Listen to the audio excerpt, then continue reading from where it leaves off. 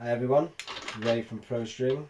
In today's tutorial video we'll be stringing a Yonex Nanoflare 800 badminton racket.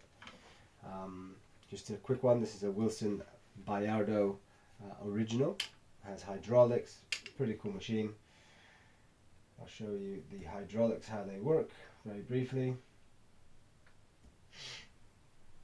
If it lets me, there you go. So now the machine to your preference, up, down. Great thing about this machine, that way, a lot of typically machines make you hunch over, and I can change the angle, more or less angle, facing me or facing me less, for again to save your back. So we're just going to place the racket on the machine. Oh, another quick detail, tension spreaders, very good thing to have, pretty much essential, very important to have, as I say. So yeah, we're going to crack on, put the racket on the machine, and very important, this step is actually very important. You need to let it dance around a little bit. It's got to have a little bit of movement in order to go into its shape when the racket's properly done. If you put it on too tight, you're restricting the racket from molding into what it needs to look like. So sometimes you see stringers give you the racket back and it may have slightly long, how would you say, where the racket's been stretched. It doesn't, you need the tension that we apply to the racket, you need to let it mold the racket to a slightly smaller shape, even if you'd like. So it needs movement, it needs to be able, not too much, it has to be just right. So I don't tighten, and I stop tightening the fixtures as soon as I feel, I put a very, very small amount of pressure. So there you go, there you have it, ready to go. Today we'll be using Yonex BG80, which I've already cut out of this reel, as you can see, in the color of light blue. Nice color, I like it personally. Racket is not for myself, it is for a client. So now that the racket's on the machine correctly, we will commence. Maybe a tiny bit more there, but should be good to go. Always starting from the bottom, no other choice in badminton. With tennis and squash, well, no, tennis only really, it can vary by racket. So we're going to put our first two mains in. This is a 22 mains this badminton racket has. So we've got the two mains in, and the way I count my strings is, sorry, I should go back to counting the string for the full restring. I count 13 lengths of a racket, 13 times, and maybe a tiny piece, just to give myself that little bit extra to be safe. So like I said, 22 mains, we've got one on each side. So now I'm going to count 10 against the frame, as you can see. 1, 2, 3, 4, 5, 6, 7, 8, 9, 10. And I'll give myself a little bit extra to make sure I have enough to get to the tension head. And I'll just release the clamp, back up, and I'll lock the base. These are semi-automatic clamps, FYI, just in case you're not familiar. Just double checking my work, making sure I'm doing everything that needs to be done correctly. So we're going to pull the first main. Firstly, 26 pounds of tension, again with a Yonex BG80 string. And there you go. So the clamp is ready. Had a client drop off 5 express rackets today, which he wants them done for the weekend. This is number 3 out of the 5. Not that it's relevant to stringing, but yeah. Okay, so second string. Make sure that there isn't a gap. Make sure that that fixture is just nicely laying against, just touching. Don't twist it too much, because you put the racket out of shape. Just touching. I stop literally. I don't apply any pressure. Yeah? No gap in between the racket and the tension spreader. And again, oh, didn't catch. Sometimes that can happen with badminton strings being so thin.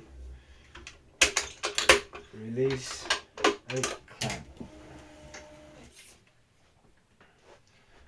We're going to do 3 on each side just to make sure we keep our rackets in a nice shape. We don't want to be losing shape in any of our rackets. So we do 3 and another 3 on the other side. If you just do one side, you risk deforming the racket, which your client will not be happy with.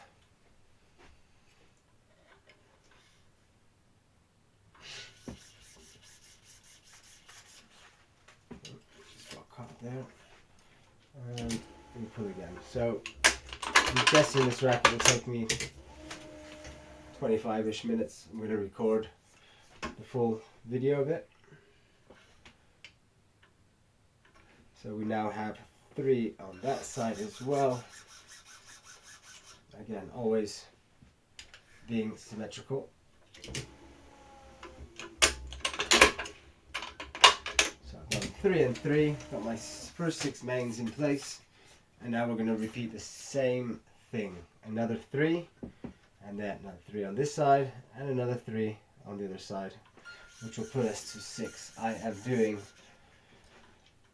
26 pounds of tension, just in case I haven't mentioned it, which for badminton is probably just above your middle point on this racket at least.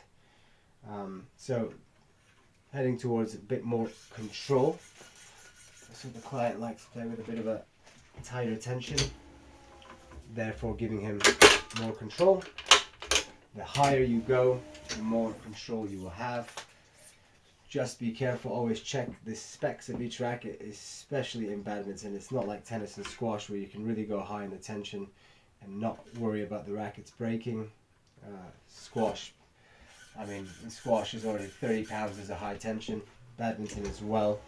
So your midpoint on most good rackets, I would say, is anywhere between 23 and 25 pounds of tension, which that would offer a balance of control and power. So I've already done the other 3 on the other side.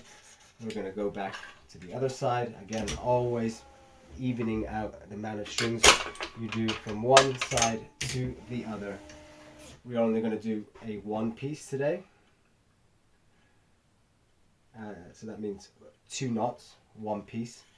4 knots would be 2 pieces. We would tie 4 knots.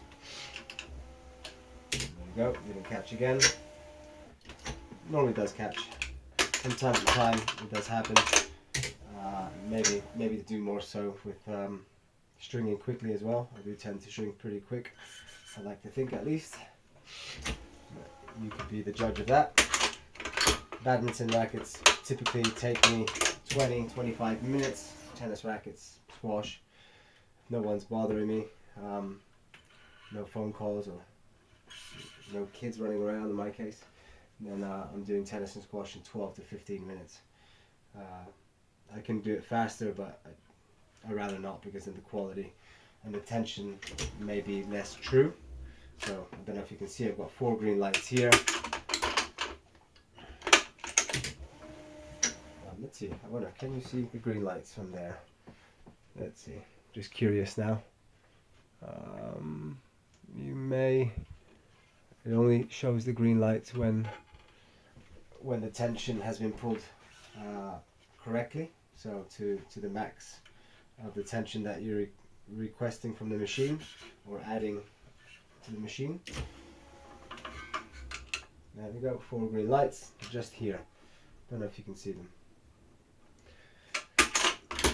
But yeah, there's 3 settings actually on this Wilson Biado original. So you got 3 speeds of how the machine pulls, how quick you want it to pull. I've got it on the highest speed. Seems to be fine tension wise. Right, these little pieces here you're seeing are actually just normal polyester tennis string. I like to put them in right in there, because a lot of times in Yonex it can be very tricky to get the string past In tennis and squash I never have this issue, but in badminton I prefer to use these little supports, I guess you could say, just to give me that little bit of extra space and make my life that little bit easier. So that's, now I have nine main strings on this side. I need another little piece of string.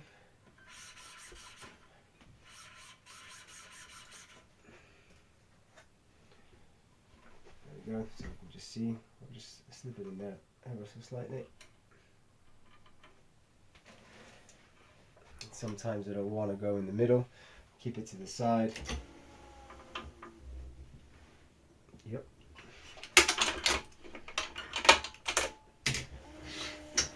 That's the 7th main on this side.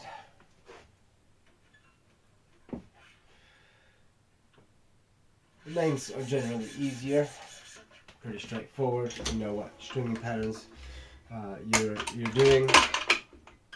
Yonex tend to be all very similar, I would say. I just actually strung a racket a little while ago, the Yonex 88D Pro, which has a few less crosses, but generally the Yonex are pretty straightforward patterns. I'd like to think another little support in there, give myself some space. I think most people would use them. Some people use badminton string or just fold over some badminton string to make it a bit thicker. Quick drink.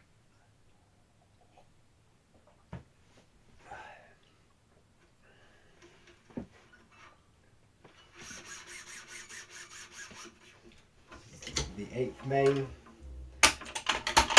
coming up to the 9th, where I'm going to again skip. I don't know if you've noticed, I've skipped after, so 1, 2, 3, 4, 5, 6 mains, skip 1, 7, skip 1, 8, skip 1, 9, skip 1, 10, and we're going to skip another one.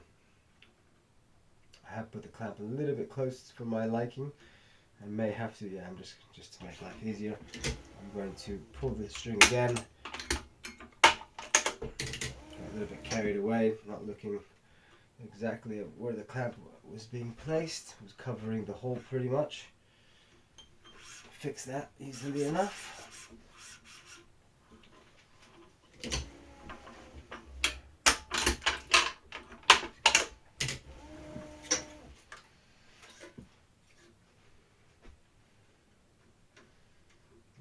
Again on our 10th. So the top of the racket, you can see all those little grommets that I've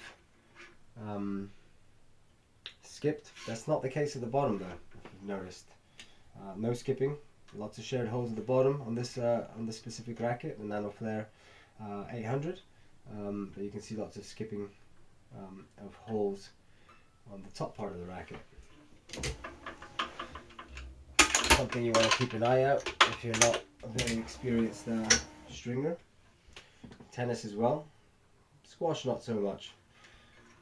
But yeah, tennis does have rackets with shared holes. Not that many, but there's a small amount. Oh, my bad.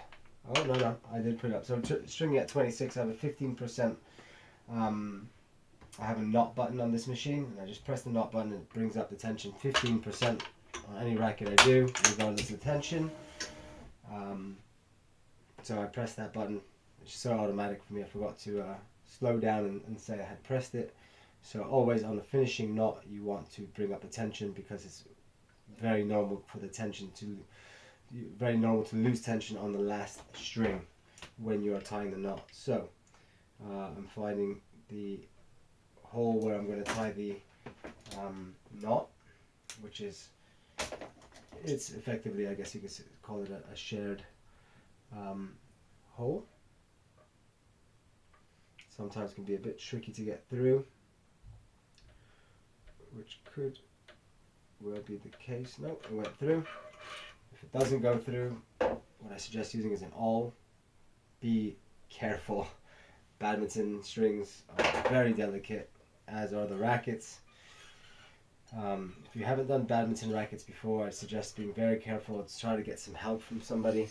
unless they're your own and you don't mind breaking it, or again, losing shape on your racket, which I see far too often. People bring me rackets elongated and not in their natural kind of shape that they should be. So anyway, Yonex recommend to string their rackets, the crosses, the horizontal strings, 0.5 pounds more due to its isometric shape, to keep the isometric shape. Let's see if this slides through. Always give yourself a nice, really nice sharp angle. Helps, especially on the shared holes, which this is another shared hole. That first one that I just weaved was also a shared hole.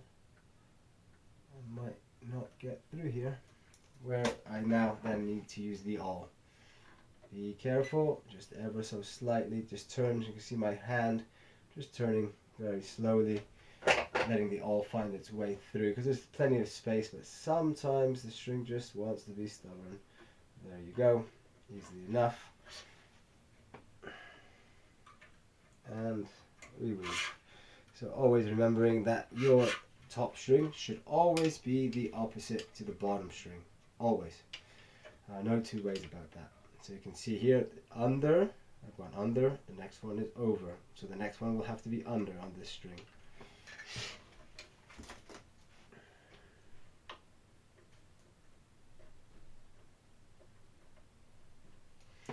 Okay, so it looks like I may have to use the awl again. Again, very slowly. I mean, I have plenty of space, and I know I do. Just be careful. Don't even need to push it through all the way. I'm going to give myself a nice sharp angle again.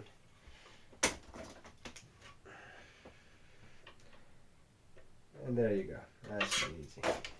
Sometimes if a racket hasn't been strung many times, you may have to use the awl a few more times, or give yourself a really nice sharp angle on the string, and it should go through easily enough. I mean, I've had it before where it just won't go, and you've got to be very careful, because you start losing a little bit of patience, and you might push that awl in the wrong angle, wrong place, wrong time, and you will snap the string. I have done it myself, especially when I started learning how to do badminton rackets. Self-taught badminton racket stringer. So hopefully you guys are liking what I'm doing. So going back to what I mentioned before about one piece, 2 knots. I've got my first knot there, a Parnell knot. I don't know if I did that slowly enough, but I'm sure I'll slow it down in the past. It's just a little bit late here in London at the moment. It's 11:15 at night, 11:15 p.m. London time, and I have strung quite a few rackets today. So tripod only arrived today. I have been wanting to do videos for a long time, and here I am. So I don't know if you noticed that I weaved that string, and it might have been left like that. And always just push it forward, and I'll show you why now. And I'm also using a system that is called one in front. Instead of just pulling this string now, I won't, because it makes weaving easier. Just for that simple matter or reason. Let's see if this will be kind to me. There you go. Sometimes the fixtures, if you like, can get in the way. And even if you can't get through, you either have to give yourself a very, very sharp end, or get the awl. But sometimes these can be in the way, and you just cannot access those holes sometimes. But anyway, if you're a new stringer, patience, and more patience, especially with badminton rackets. And I think this won't go through, therefore we cut again. I'm going to give myself a really sharp angle here. I don't know if I cut that actually right, it might have moved. Let's give it a try.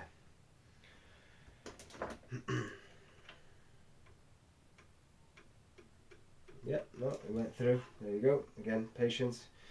Some people may not get it through quickly and opt for the awl, but in this specific place on this machine, be careful. So I'm going to use my left hand and push up. Yeah, that way I'm not losing minimal tension. Why?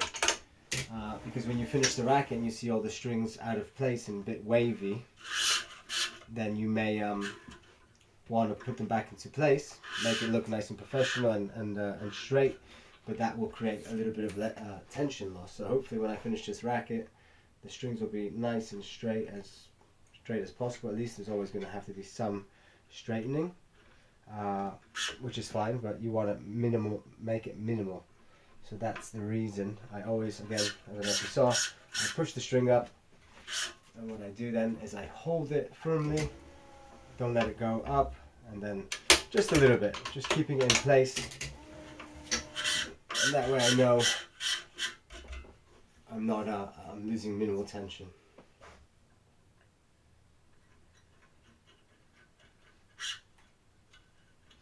Very important when you pull the strings across, pull, pull. Yeah? Why? Because you're at risk of effectively the friction of the string. If you just keep pulling, it rubs. The friction can cut into each other, and then you might not break the string, but you will leave markings on it or scratches, which will look very unprofessional. Therefore, be careful with that as well. Keep that in mind. I do that obviously with all the rackets I strings, tennis, squash, badminton, regardless if it's synthetic gut, multi-filament, natural gut, polyester, monofilament, copolyester, whatever you want to call the string. I'm always be very careful that the friction is minimal by using my left hand, pushing the string up and down. And here we go again, another weave.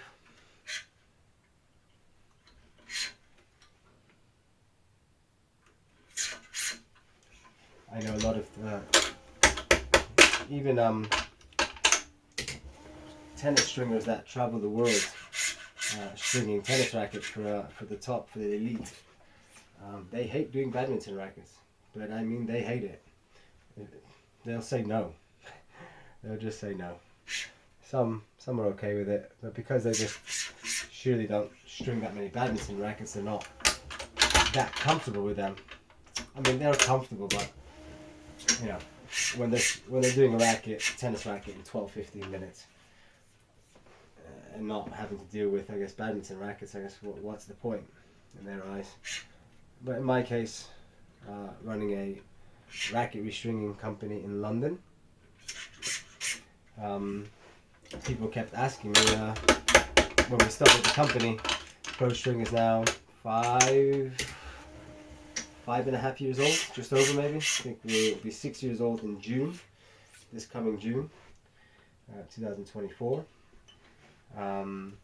So people kept asking me, do you do badminton? I just kept saying no for the first few months, maybe even the first year actually, or almost a year.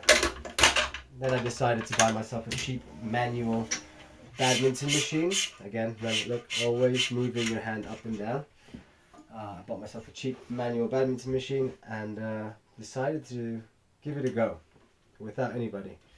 I think I just watched a couple of tutorials. I think I asked my buddy Richard Parnell for a couple of tips, or I sent him a few pictures asking him X, Y, or Z. Clarified those points for me. And I remember clearly, like if it was yesterday, that I was actually, I don't think I had started the crosses, but he said to me, always badminton rackets, string bottom to top. That's not the case in tennis, for example. In tennis, it's always, well, unless you're doing around the world or anything like that, some different kind of stringing pattern that you choose to do, then you may, oh no, sorry, what am I talking about? Not even then. You're always doing top to bottom, always, regardless. But in badminton, it's always bottom to top. Yeah, sorry, apologise, a bit late. Mind's a bit frazzled. Maybe not the best time to start doing videos, but hey, you gotta start. You just gotta do it. Delaying things Normally it doesn't get you anywhere because you never do them in the end. And this actually happened to me a little bit with this, but for many other reasons. Just busy in general, 3 young kids, and lots of other things going on in my life. But anyway, in squash it depends the racket. Squash does vary a lot, whether you're stringing top to bottom or bottom to top. Here's another shared hole. Let's see how kind it is to us. Use those tweezers, pliers even, tweezers? Pliers. I think I got it, there you go. Always watching out if you should start on the bottom or top. Just gotta look at the last string you've woven.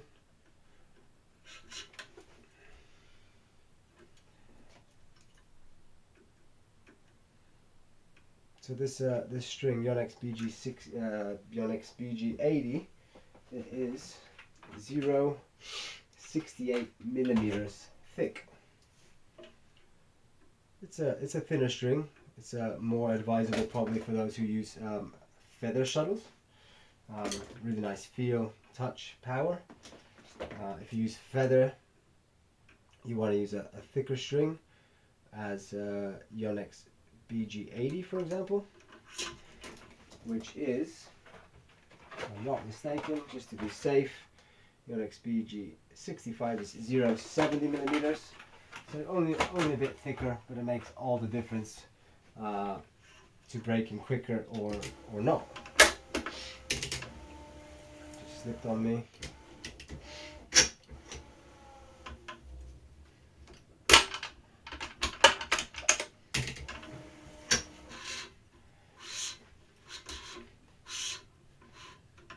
Sometimes the badminton strings can get a bit curly, or it wants to curl in itself, let's say, and gotta be careful with that.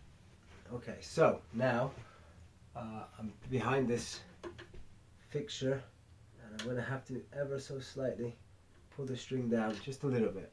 There you go.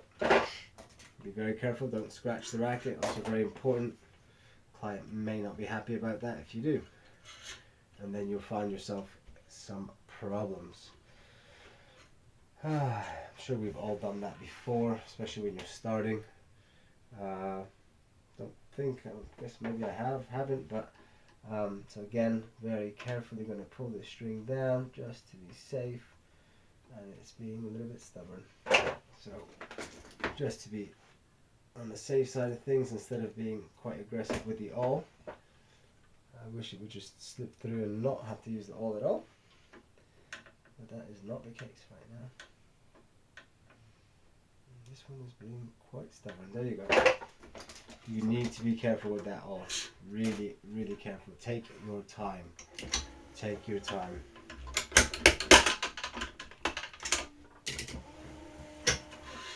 You can see here, if I let the string do what it wants, you can see it starting to ravel. Just hold it. See, there you go. Now I'm going to unravel and just hold it all the way. Should be fine. Another shared hole, should get a bit easier now. I think this is the last shared hole. Going back to the string a bit, this is a multi-filament string, as most strings are in badminton.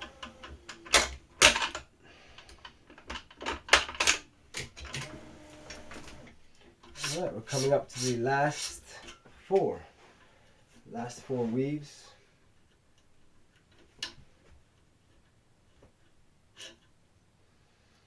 I wonder how we're doing for time. I'm almost curious myself to see. I haven't really rushed this at all. Just pretty much my normal kind of rhythm, I would say. Obviously I'm talking and trying to show you guys things along the way. It may be taking me a little bit longer, which is absolutely fine.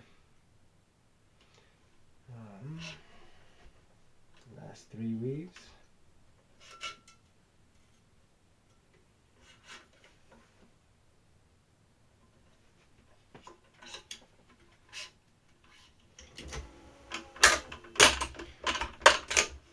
more to go.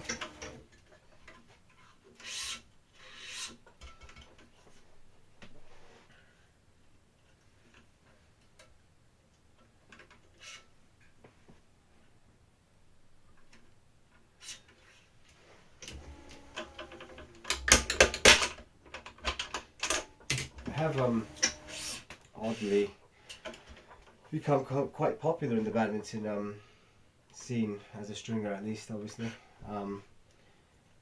In London, the word has got around, and there just seems to be a massive lack of good badminton stringers. And going back to a little bit what I was saying about before, that I taught myself with some videos and a little bit of support from Richard Parnell, tiny bit. But yeah, mainly videos on YouTube, as I guess you might be, and it seems that I got pretty good at it. Badminton, people, now the word's got around, and I mean, we have a decent amount of badminton rackets coming through now, and a lot of happy clients. I've had to put up the tension 15%, which these days they're now saying to add 20%, but I'm quite happy with 15, at least on badminton. And that's it. One knot to go, the finishing knot. That went through nice and easy. And be careful. I've done it before actually, so you don't have much space here. I don't know if you can see. I did use the plier, the angled pliers. There's two different types of pliers that you should probably have. I never use the straight ones. I always use the angled ones. Much easier to grab the string in spaces, in situations with less space. So a Parnell knot, down, under, back through, not much space here at all, and then down through and back through the first loop. There you go. Pull that with my hand. Some people, I wouldn't recommend using pliers with badminton string. Maybe not even any string, tennis, squash or badminton, regardless of thickness. Just nice and easy. Don't pull too hard, just easy, because I've done it before as well when I started out, pulling it harder than you should, maybe like a tennis or a squash racket or string, and then you got to do it all over again pretty much. So I've got these little supports here, come out easily enough, which have helped me give myself some space. There you have it, guys. The racket is done. You want to hear it? Sweet. Music to my ears. So, Yonex Nanoflare 800, completed with and strung with Yonex BG80. Straighten up those strings. I don't know how well you can tell or not, but maybe my blue t-shirt it's in the way, but strings have come out pretty satisfied with that. Tiny bit of moving, as you can see, minimal. I have been stringing since I was 12 and a half years old, since I could break a tennis string. My dad said, you're buying a machine, breaking too many strings, we can't afford it. So that's where it all started. 26 pounds by 26.5 on the crosses. Alright guys, have a good one, and keep those rackets stringing. Take care. And how long did that take? Let's see. With all the chit chat, 34 minutes. Okay, fine, 34 minutes. By placing the racket. I had cut the strings before the video. But yeah, cool. Happy with that. Take care, guys. Hope you enjoyed that, and hopefully there was some useful stuff in there. Take care. Bye.